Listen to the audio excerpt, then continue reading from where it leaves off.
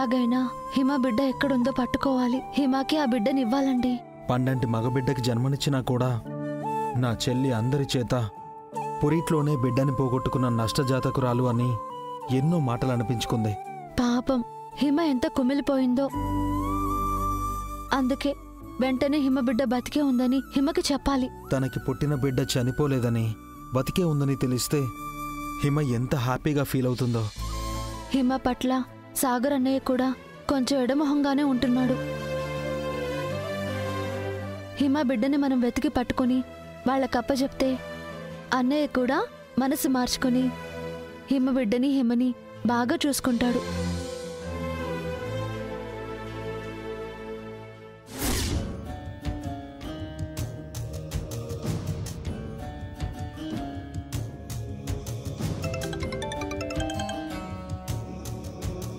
Hello అక్క. కృష్ణ, ఏంటక్క అలా మాట్లాడుతున్నావు? ఏమైంది? హిమ హిమ ఏంటక్క? హిమ హిమ ఏంటి? ఏమైంది? ఏంటక్క చెప్పక్క, హిమకేమైంది? హిమ ఇంట్లో నుంచి వెళ్ళిపోయింది కృష్ణ.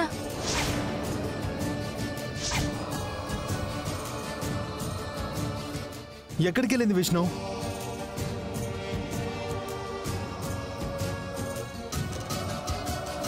మమ్మ, నిజంగా నేను నష్టజాతకురాల్ని. ప్రేమించిన వాణ్ణి పెళ్లి చేసుకోవడానికి నానా యాతన పడ్డాను. తీరా పెళ్ళయింది. నా భర్తతో కాపురం చేయడానికి అనేక సమస్యలు ఎదుర్కొన్నాను.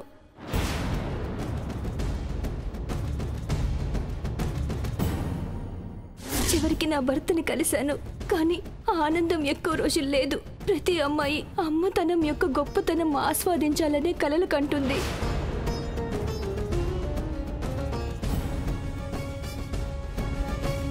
నా భర్త లేకుండా నాకు ఈ బ్రతకొద్దు. మీకు భారంగా ఉండలేను.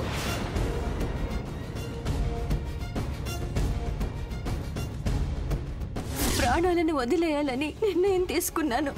మీరు నా కోసం వెతకొద్దు. I miss.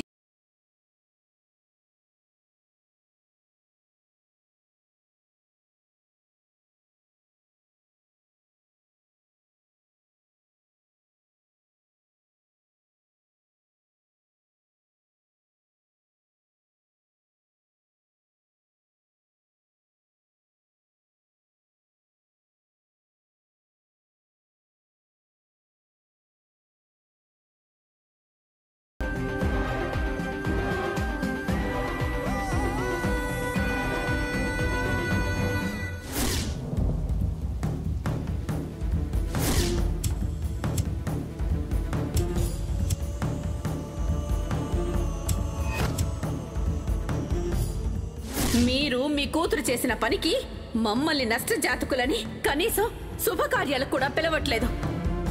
అసలు పొరిట్లోనే బిడ్డని కోల్పోయిందని, తనది నష్టజాతకమని మా మీద కూడా అందరూ రుద్దుతున్నారు. అదృష్టం, అలా అదృష్టం ఎక్కువయ్యే నష్టజాతకురాల్ని ఇంటికి తెచ్చుకొని బాధలు అనుభవిస్తున్నాం.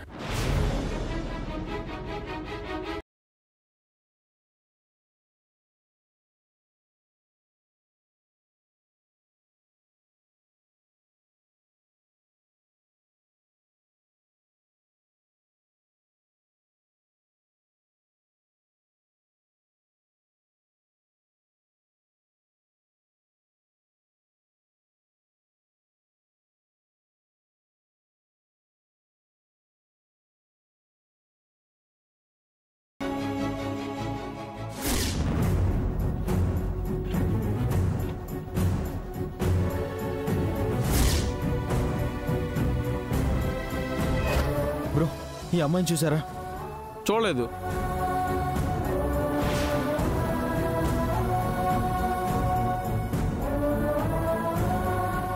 బ్రో బ్రో, ఈ అమ్మాయిని చూసారా? చూడలేదు.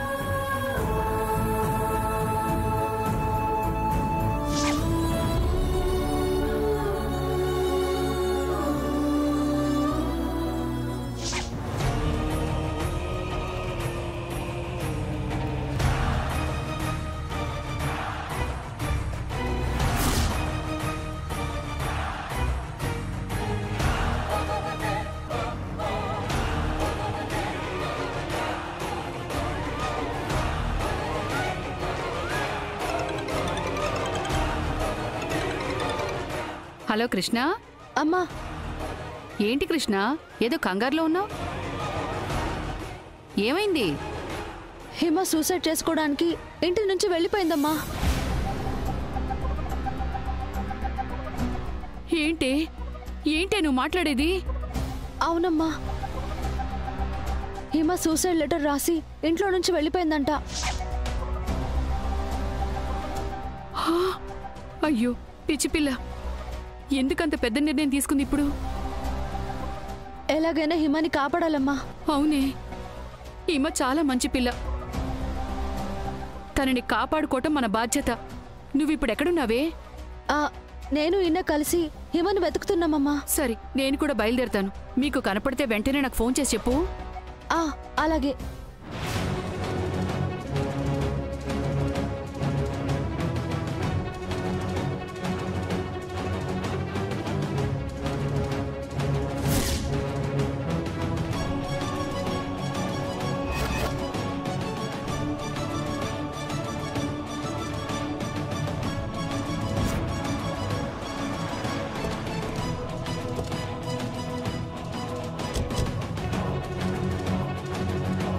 ఈ అమ్మాయిని చూసారా? లేదు. మీరు?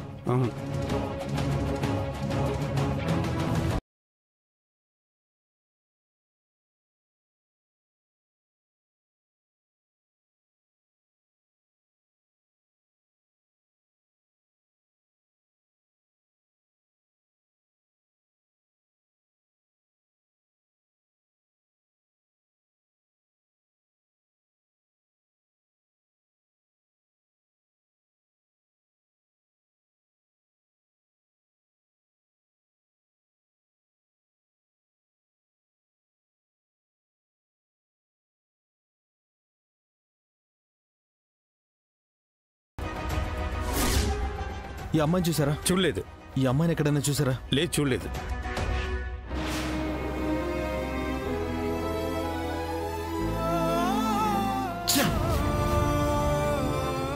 హిమా, నా బంగారు తల్లి, నువ్వేం చేసుకోవద్దమ్మా. నీకు ఈ అన్నయ్య ఉన్నాడు. ఒక్కసారి కనిపించు. ఏ సమస్య లేకుండా నేను చూసుకుంటాను తల్లి. హిమా, కనబడు హిమా. ఏవండి, బాధపడకండి. హిమ మనకి ఖచ్చితంగా దొరుకుతుంది. తనకేం కాదు. తనని మనం కాపాడుకుందాం.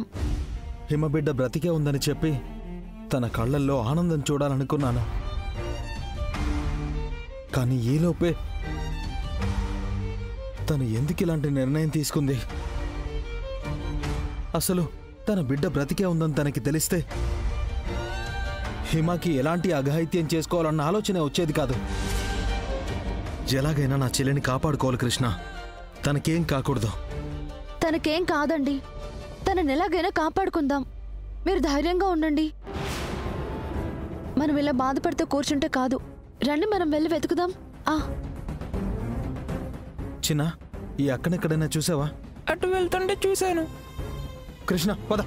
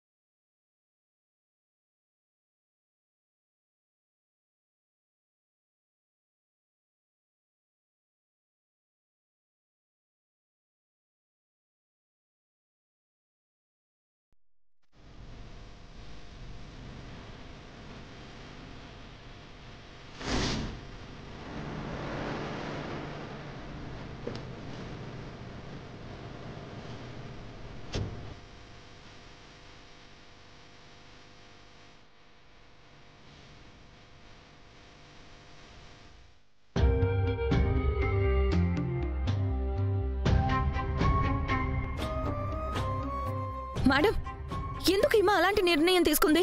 అసలు ఎక్కడికి వెళ్ళినట్టు ఏమైనా తెలిసిందా తారాగారు? ఏ ఆపో!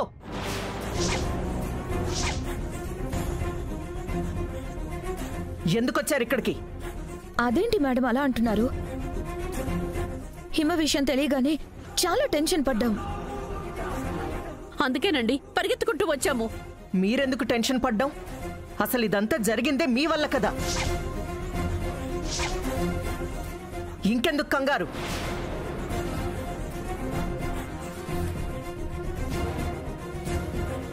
అదేంటండి అలా అంటున్నారు? ఇలాగే అంటాను. ఎందుకంటే నా స్వీటీకి ఈ పరిస్థితి దాపురించింది కేవలం నీ వల్లే సువర్ణ. మీరెంత, మీ స్థాయి ఎంత? నా కూతుర్ని నా ఇంట్లోకి గెంటేసి ఎన్నెన్ని మాటలన్నావు.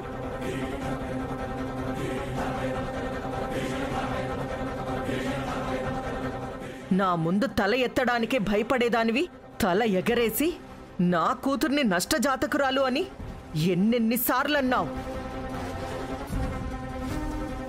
మీ వలన, మీ మాటల వలన ఆ పిచ్చిది ఇలాంటి నిర్ణయం తీసుకుంది. కానీ ఒక్కటి మాత్రం నిజం, నా కూతురికి ఏవైనా జరగాలి, ఆ క్షణమే మిమ్మల్ని అస్సలు వదలను.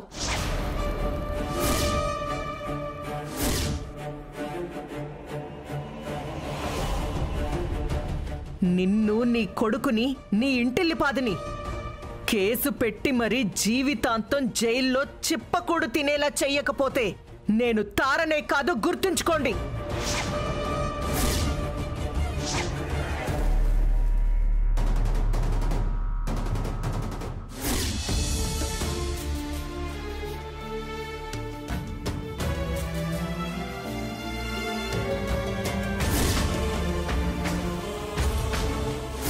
ఏంటండి ఇది? ఏదో హిమ పిచ్చి పని చేసింది, మీరు బాధలో ఉంటారని పరామర్శించడానికి వస్తే జైల్లో పెడతాను, చిప్పకుడు తినిపిస్తానంటారేంటి? మీ వల్లనే కదా అదంతా అఘాయిత్యం చేసుకోవాలనుకుంది. మీరు నా కూతురికి చేసిందే నేను మీ కూతురికి చేశాను. నోర్మోయ్, నోర్మోయ్.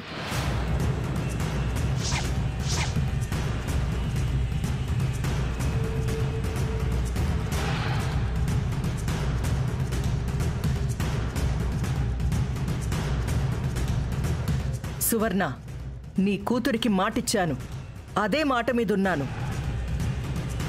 ఎప్పటికైనా ఎలాగైనా నా ఇంటి కోడల్ని చేసుకుంటాను అని చెప్పాను. చేసుకుంటాను. ఎప్పుడండి? నా కూతురు ముసల్దైపోయాక చేసుకుంటారా? అప్పటికే ఎన్ని రోజులు ఆగాము. ఇంకా నమ్మకం లేకే మీ కూతుర్ని మీ దగ్గరికి పంపించాము. మీకు మీ కూతురు ఎంత ముఖ్యమో నాకు నా కూతురు అంతే ముఖ్యం. నా కూతురు, నీ కూతురు ఒక్కటేనా? ఏ తల్లికైనా కూతురు కూతురే. నా కూతురు భవిష్యత్తే నాకు ముఖ్యం.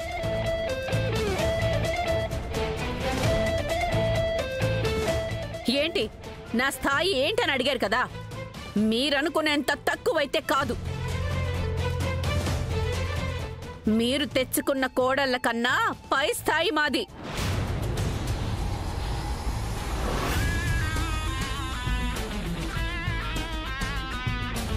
మీతో మాటలనవసరం. నా కూతురికి ఏం కాకూడదని ఏ దేవుడికి మొక్కుకుంటారో మొక్కుకోండి. కానీ దానికేవైనా అయ్యిందో ఈ తార అంటే ఏంటో మీకు తెలుస్తుంది. మీకు మీ పలుకుబడి ఉంటే మాకు కూడా ఎంతో కొంత ఉంటుందండి. మీ కూతురు పిచ్చితనంతో చేసిన పనిని మాకు ఆపాదించాలని చూస్తే మేమేం బెదిరిపోము. ఆపండి మీ గొడవ. హిమకి ఏమైందో అది అసలు ఎక్కడుందో తెలీదు. టెన్షన్లో మేముంటే ఏంటి మీ గోల? మనవాళ్ళిద్దరూ కలిసి వెతకడానికి వెళ్లారు. ఇంతవరకు ఏమీ చెప్పలేదు. నేను వాళ్ళకి ఫోన్ చేయాలి.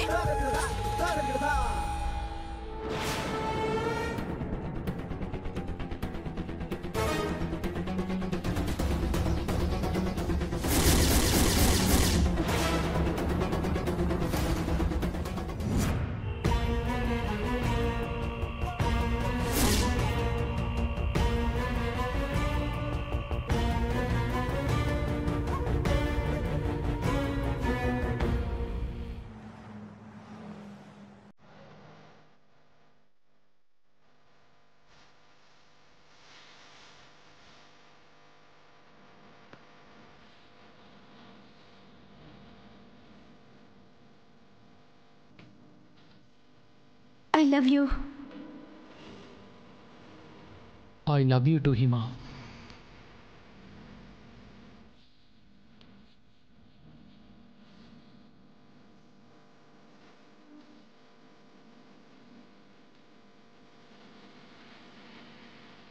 ఇంకా నీపై ఎక్కడో ఇష్టం ఉంది కాబట్టే నువ్వింకా ఈ ఇంట్లో ఉన్నావన్న విషయం గుర్తుపెట్టుకో. లేకపోతే ఆ కొంచెం ఇష్టం కూడా పోతే ఇక్కడి నుంచే కాదు, ఇంటి నుంచి కూడా వెళ్ళిపోతావు. ఒరే సాగర్, ఏ ముహూర్తాన దీని మెళ్ళో 3 ముళ్ళు వేశావో, ఇది ఏమంటూ నా గడపలోకి కాలు పెట్టిందో గాని అప్పటి నుంచి ఇంటికి దరిద్రం పట్టుకుందిరా. మీరు మీ కూతురు చేసిన పనికి మమ్మల్ని నష్టజాతకులని కనీసం శుభకార్యాలు కూడా పిలవట్లేదు.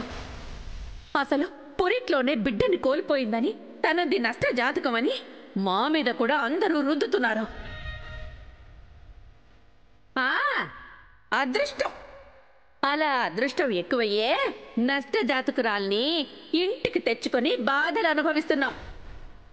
సారీ అండి, నాకు ఇది తప్పించి ఇంకే దారి కనబడటం లేదు.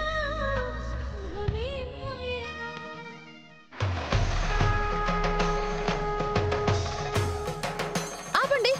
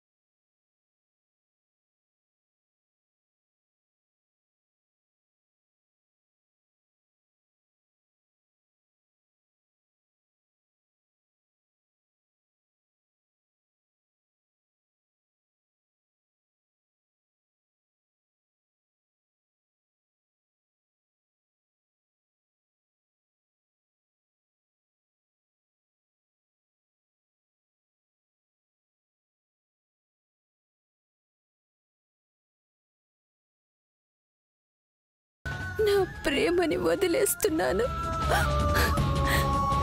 ఇదే నా సమస్యకు పరిష్కారం.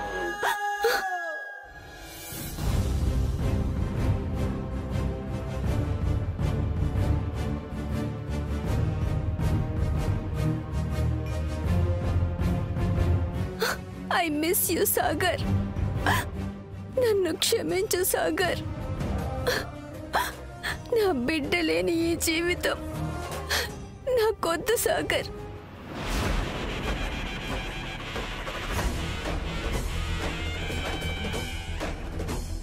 ఈ సమాజం నన్ననే మాటలు